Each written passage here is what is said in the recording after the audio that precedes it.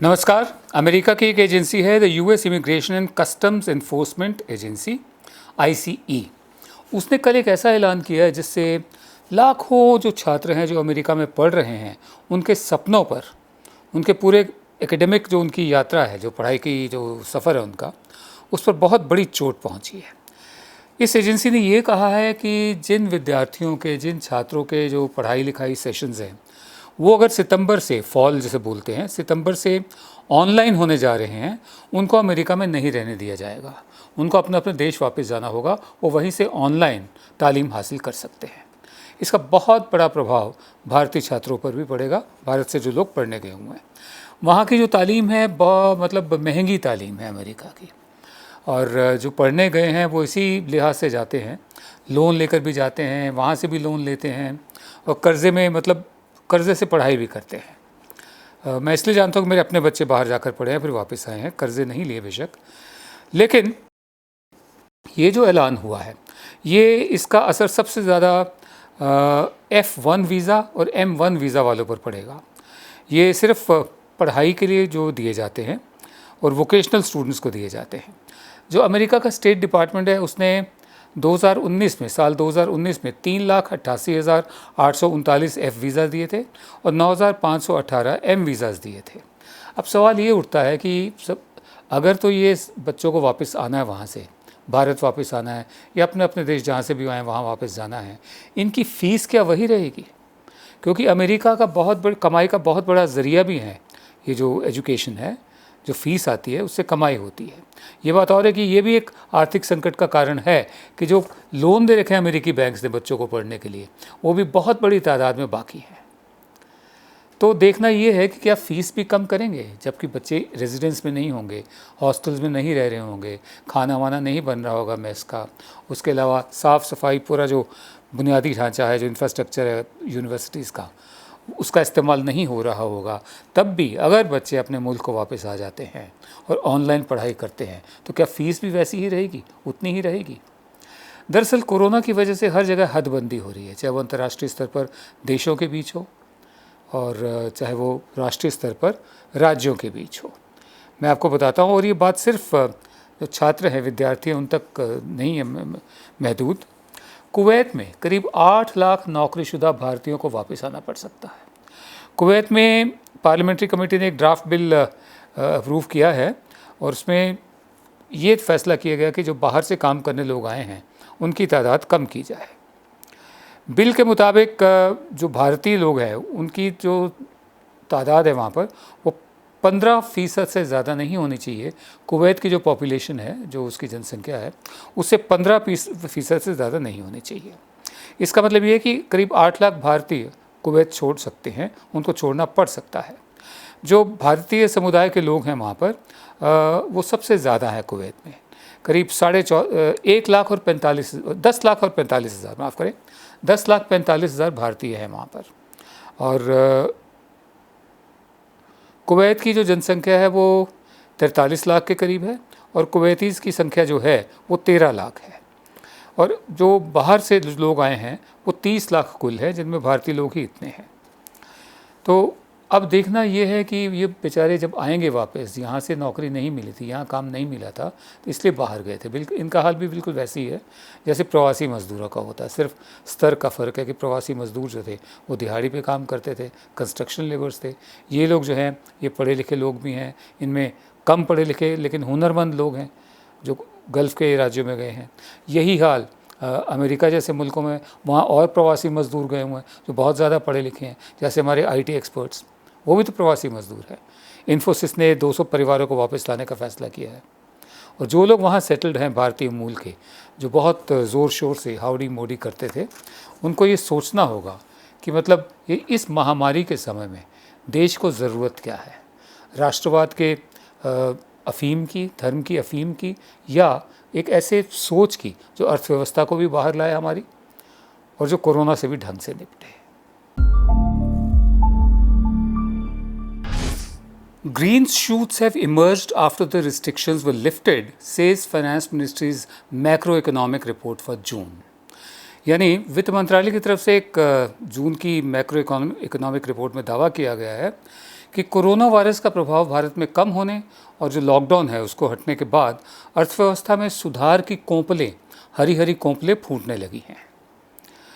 और इस रिपोर्ट में दावा किया गया था कि हेल्थ इंफ्रास्ट्रक्चर बढ़ाने और केंद्र राज्य सरकारों के सही वक्त पर सही कदम उठाने की वजह से भारत में कोरोना काबू में है। अभी काबू में कैसे है? हम देख रहे हैं कितनी तादाद बढ़ती जा रही है, 7 लाख क्रॉस कर चुकी है। हम ये भी देख रहे हैं पॉजिटिव केसेस कितने आ रहे हैं। तो ये काबू में कैसे है? जो कर्व है वो कह रहे हैं फ्लैटन हो गया, वो ऊपर नहीं जा रहा, वो समतल होता जा रहा है। दरअसल सरकार की जो शब्दावली होती है वो ऐसी होती है जो आम आदमी को समझ में ना आए, ग्रीन शूट्स, फ्लैटन कर्व वगैरह वगैरह। हकीकत, ज़मीनी हकीकत कुछ और है, ये कुछ और कह रही है रिपोर्ट। इसके अलावा इस रिपोर्ट का ये भी कहना है कि इलेक्ट्रिसिटी, फ्यूल कंजम्पशन, राज्य और राज्यों से बाहर सामान की आवाजाही और पैसे के लेन देन से अर्थव्यवस्था पटरी पर लौट रही है। बहरहाल जिस हिसाब से परचेजिंग पावर कम हुई है वो आपके सामने है। इस रिपोर्ट में इस बात का भी जिक्र किया गया कि ई वे बिल्स, जो मालगाड़ियाँ हैं रेलवे की, उनका किराया, हाईवे पर टोल कलेक्शन और जीएसटी कलेक्शन में बढ़ोतरी हुई है। हालांकि पिछले साल के मुकाबले ये कलेक्शंस कम रही हैं। और लेकिन उधर दूसरी तरफ जो हमारे अखबार हैं, हमारे सर्वेज़ हैं, जो और ऑर्गेनाइजेशन, वो कुछ और तस्वीर बयान कर रही हैं।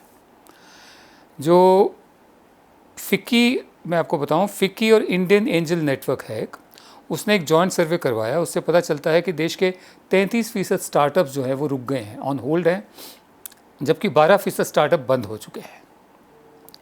सिर्फ 22% स्टार्टअप्स के पास इतना पैसा है कि अगले 3 से 6 महीने तक का खर्च ही पूरा कर पाएंगे। और CMI के मुताबिक 5 जुलाई तक शहरी बेरोजगारी दर 10.69 से लेकर बढ़कर रिकॉर्ड 11.26 हो चुकी थी। और मैं आपको आगे बताऊं, ऑल इंडिया मैन्युफैक्चरर्स ऑर्गेनाइजेशन जो कि एक इकट्ठा है, एक समूह है माइक्रो, स्मॉल और मीडियम इंडस्ट्रीज़ का, उसके पूर्व अध्यक्ष के रघुनाथन का कहना है कि शहरी इंडस्ट्री को मजदूरों की सबसे ज़्यादा कमी है और उसको इस कमी से और पैसे से, अपने जो पैसे का घाटा हुआ है उसे उभरने में वक्त लगना लाजमी है। फिक्की और ध्रुव एडवर्टाइजर्स ने लॉकडाउन के दौरान रिलीफ पैकेज जो अनाउंस हुआ था उसके लिए एक और सर्वे भी किया था। इस सर्वे में कहा गया कि करीब 79% कंपनी CEOs का मानना है कि जो गारंटीड इमरजेंसी क्रेडिट लाइन थी उसे उम्मीद के मुताबिक रिटर्न नहीं मिला। 77% ने माना कि ब्याज दर कम करने का भी कंपनियों को ख़ास फ़ायदा नहीं मिला है। अब हालात ये कह रहे हैं, सरकारी रिपोर्ट कुछ और कह रही है, हालात कुछ ये कह रहे हैं। हमारा ये मानना है कि अभी कहीं जल्दबाजी में रिपोर्ट तो नहीं आ गई, जल्दबाजी में बयान तो नहीं दे दिया कि ग्रीन शूट्स निकलने शुरू हो गए हैं, हरी हरी कोंपलें अर्थव्यवस्था में। और जैसे एक सियाने ने फरमाया कि ये हरी हरी कोंपलें खेत में, पूरे खेत को नहीं भर रही हैं, पूरे खेत में हरियाली नहीं ला रही हैं। इक्का दुक्का कोंपल को देखकर, ग्रीन शूट को देखकर जल्दबाजी में दिया गया बयान है, बिल्कुल वैसे ही जैसा प्रधान सेवक ने दिया था कि महाभारत का युद्ध 18 दिन में जीता गया था, हम कोरोना की जंग 21 दिन में जीत लेंगे। कल मैंने आपको जनाब जानिसार अख्तर साहब की एक जो रचना है उसकी कुछ लाइनें सुनाई थी और आज मैं आगे बढ़ता हूँ। जानिसार अख्तर साहब ने ये जो लिखा है, बादे वतन नाम की कविता है ये जैसे भारत उनके दौर में रहा होगा जब साधन कम थे और ज़िंदगी बहुत ही सादा थी, तो उस भारत का तसव्वुर है जो उनके जहन में रहा होगा। आज वो तसव्वुर कितना वाजिब है, कितना जायज़ है, कितना प्रासंगिक है, कितना लागू होता है, आप खुद फैसला करें। बादे वतन, मोहब्बत है खाके वतन से हमें, मोहब्बत है अपने चमन से हमें। लुटाती रहे अपने नैनों का मद, ये सुबह बनारस ये शाम अवध। नहाता रहे नर्म किरणों में ताज, रहे ता क़यामत मोहब्बत की लाज। एलोरा के बुत रक्स करते रहें, हंसी गार तारों से भरते रहें मुस्कुराती हंसी वादियाँ, रहें शाद जंगल की शहजादियाँ। हरी खेतियाँ लहलहाती रहें, जवां लड़कियाँ गीत गाती रहें। ये उस दौर के भारत की बात कर रहे हैं, अपने दौर के। लहकता रहे सब्ज मैदान में धान, ज़मीनों पे बिछते रहे आसमान। फ़ज़ा में घटाएं गरजती रहें, जवां छागलें तट पे बजती रहें। उड़ाती रहे आंचलों को हवा, मल्हारों की बूंदों में गूंजे सदा।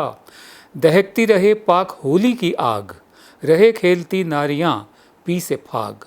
सदा गाए राधा कन्हैया के गुण, मचलती रहे बन में मुरली की धुन।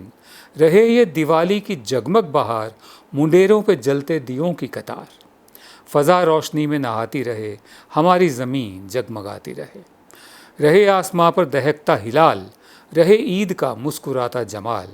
गले से गले लोग मिलते रहें, दिलों के जवां फूल खिलते रहें। रहे ये बसंतों के मेले की धूम, रहें शाद ये गीत गाते हुजूम। हसीनों के लहके बसंती लिबास, रहे नर्म चेहरों पे हल्की मिठास। हंसी राखियाँ झलझलाती रहें, झमाझम सितारे लुटाती रहें। रहे अपने भाई पे बहनों को नाज, ये मासूम नरमी ये मीठा गुदाज। घरों का तकद्दुस रहे बरकरार, ये बेटों के माथों पे माँओं का प्यार। मोहब्बत है खाके वतन से हमें, मोहब्बत है अपने चमन से हमें। आज यकीन नहीं होता कि ये भारत हम कहाँ छोड़ आए हैं, और आज उम्मीद करते हैं कि ये भारत जल्दी हम वापस ले भी लेंगे। वो हमारा असली भारत है, उस पर हम सबका हक बनता है। नमस्कार।